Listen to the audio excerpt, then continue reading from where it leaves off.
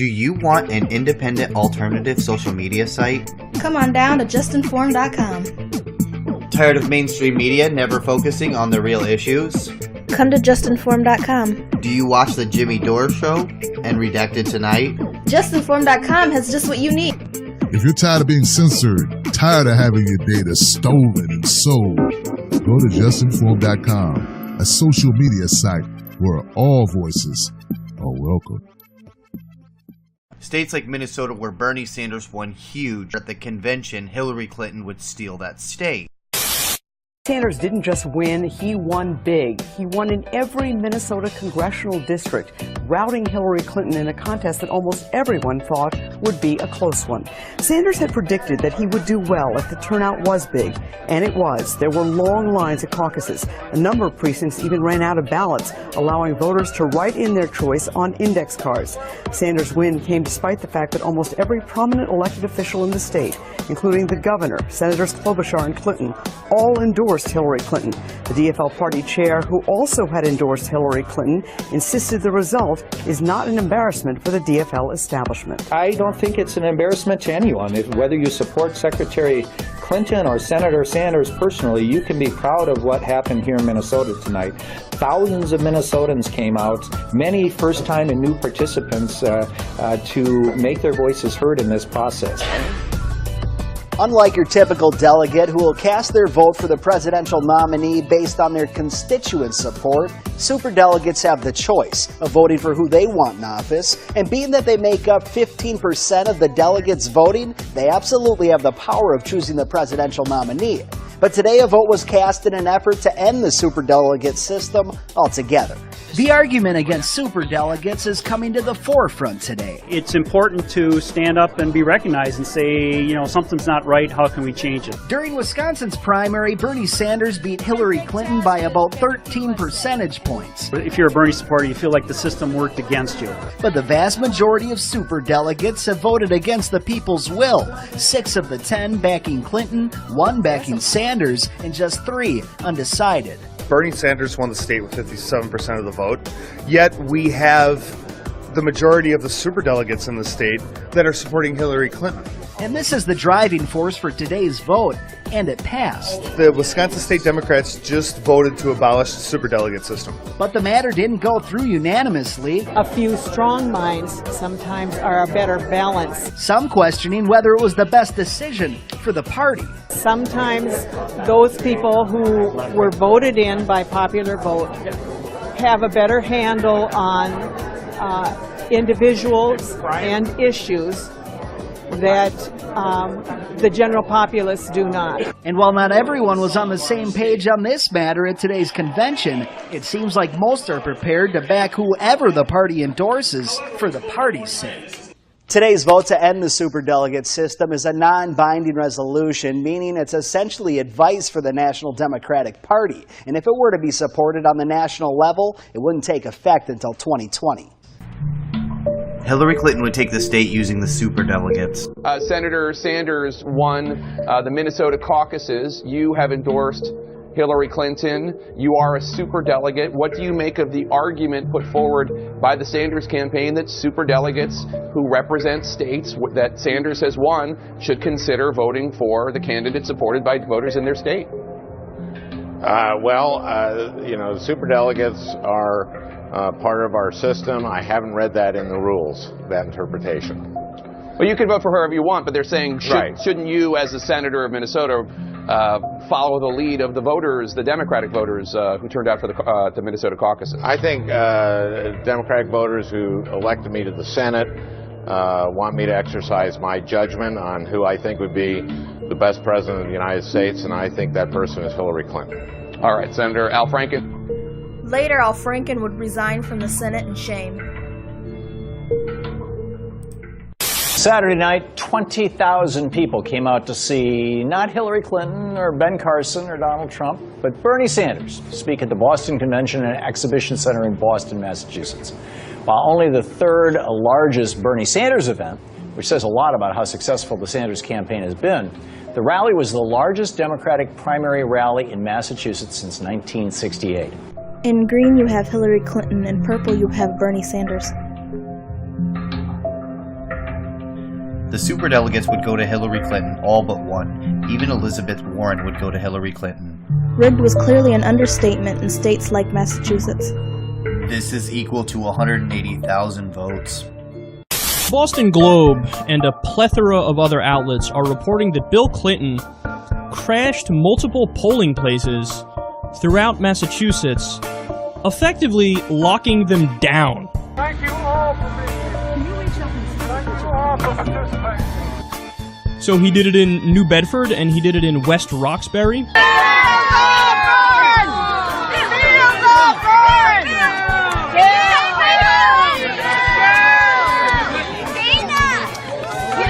Now, some of the stops that he did created up to a 4-hour wait.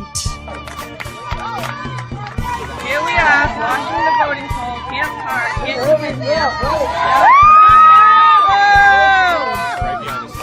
Thank you all for being here. Thank you all for participating. I especially thank those of you who are supporting Hillary, but we ought to give the others a round of applause too. And not only that, it's a clear violation of election law as well. You're not allowed to solicit votes from within 150 feet of a polling place, and he was inside of the polling places. This is the theft of our democracy. I have video from the Chicago Board of Elections that brings into question everything we've seen in these primaries. In Illinois, it's mandatory that they recheck 5% of the vote to see if the machines are operating correctly. And people can go and witness this audit. They can watch as the machines are tested. Here is what those witnesses saw. Essentially, in the audit, they were erasing votes that the electronic voting machine paper record indicated had been cast. So the hand tally showed that Bernie Sanders had gotten 223 votes and that Hillary Clinton had gotten 46 less votes. The hand tally showed that. Okay. But to meet the official recommended results, they had to literally erase Bernie Sanders' votes and add Hillary Clinton's. That's approximately 70 votes, 70 times about 500 active machines in the field. And there's more that we have documented here. Is a lot of votes. What they're describing is election fraud. Person after person walked up to that podium and said the machines got the votes wrong, and the auditors covered it up. And I'm sure the Chicago Board of Elections officials and the people at those little tables were horrified at what they heard. Now, that's not really the way we do an audit. I don't think that that's really a credible way of believing that we've got a fair tally. Can I just ask you, because have you done audits before, or are you just I've participated in other elections. I have not done audits before, but I could background in political science. Okay, because you were saying that this isn't the way to do an audit, and I just didn't know whether you had any experience previously. F*** you, lady! No, she's not a trained auditor, but you don't have to be to know the numbers shouldn't be changed to match what the stupid machines say. I'm not a basketball player, but I know when I see a basketball game, okay? If I saw two people rubbing their faces in a bowl of clam chowder and I said, that's not a basketball game, would you respond, are you a professional NBA ref? Then shut up. The following clip is of a concerned voter who's concerned about the process and really wants to help out and try to fix whatever is going on. The Board of Elections does not respond to her, nor do they offer any solution. Organizer, investigative citizen journalist, and most importantly, I am an enraged American voter. I grew up in Florida, where the infamous hanging Chad ballot caused chaos in elections. So voter disenfranchisement hits home for me. Because of that election, which was stolen by George W. Bush, I have helped register thousands of voters across America to help empower them and educate them on voting rights. So I've registered thousands of voters for the past 10 years. First of all, I appreciate all that you do to help make the elections happen. I understand that it takes a lot of work and long, grueling hours to make an election happen and for it to be successful. But I'm here to speak on behalf of the hundreds of thousands of voters who were unable to vote. I've never seen anything like the chaos that happened 1 week ago today during the New York presidential primary elections. Like we mentioned before, the 60,000 postcards that were mailed to the newly registered voters stating that the primaries were in September, that was mistake number one. The hundreds of thousands of voters that were purged across the state of New York, 126,000 voters in Brooklyn alone, which happens to be the city that Bernie Sanders was born and raised, the largest city that was affected by voter purging in the state of New York. In addition to the hundreds of thousands of voters purged, thousands of voters parties were switched, making them ineligible to vote. We have cases of people who were registered but were turned away. Then finally, a small percentage of people were actually given affidavits and provisional ballots, but those provisional ballots weren't even counted. In addition to that, we've heard the reports of the poll site issues and them opening up late, machines being broken. We want all of the affidavits to be counted. We want for everybody who was turned away to give the opportunity to vote. We want an independent investigation. What can we do? What can we do to help you? We're here. We care. Please tell us what we can do to help you, because this is a very important election and it's life or death for future generations, to be perfectly honest. Bernie Sanders versus Trump and Hillary. Time's up.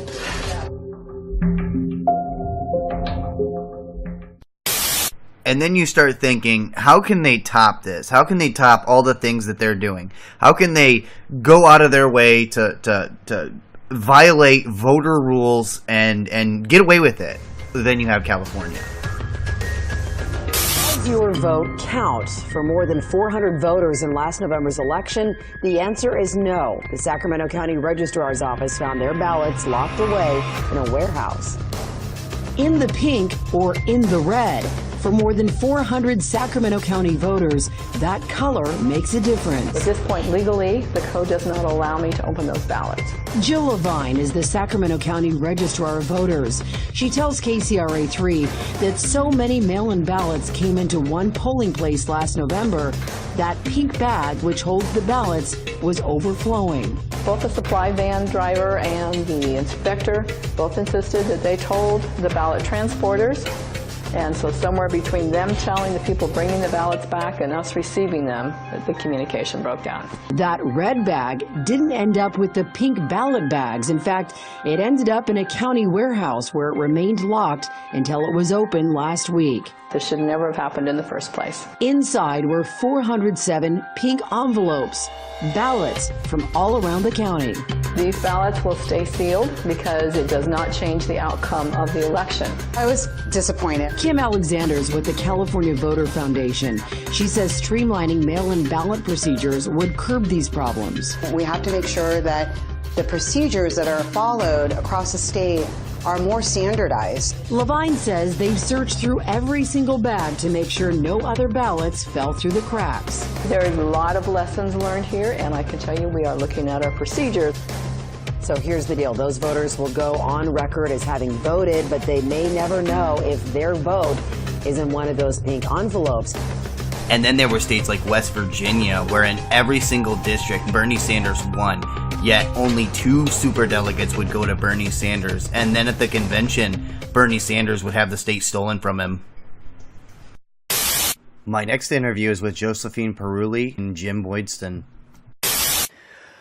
Let's talk about the shredding of the ballots. You guys seen a truck outside of a ballot place? We were observing them processing the ballots. And then one day when we went, because we went every day regularly, one day that we went, there was a shredder truck parked out in front. Mm. And on the sides of it, it said Southern California Shredding. I'm worried about them whiting out the ballots too, because we observed them whiting out the ballots in San Diego. All the bubbles that had Bernie's name filled in, they were whited out. And when we asked George, one of the supervisors there, about it, he said, oh, those people were not properly registered in a proper party to vote for Bernie. And then when we asked him, well, did you notify all those people? He said no. And I thought, well, how are they going to know then? How do they know if their vote counted? Unlike in Arizona Or New York, Arizona was the one where parties' registration were changed and people were able to find out that their party registration was changed. They got smart in California. They just gave you a provisional ballot. We observed them giving a provisional ballots at all the precincts like they were lollipops. And then when we watched them process the ballots, we saw them whiting out. And they told us that whiting out a ballot is not altering. And Michael Vu is still the San Diego Registrar of Voters. And he was the one that was it Ohio? Yeah, he was the one that was forced to resign in Ohio because of the election fraud that occurred there in 2004. And so San Diego County Board of Supervisors hired him and gave him a raise. Well, for this upcoming election, we have 572 voting precincts. And of that 572, we have approximately 2,500 poll workers that we recruit for. Crossover ballots, they were telling us that we have to request crossover ballots here in San Diego. I'm pretty sure that had it not been for election fraud in California, Bernie would have taken California. Absolutely.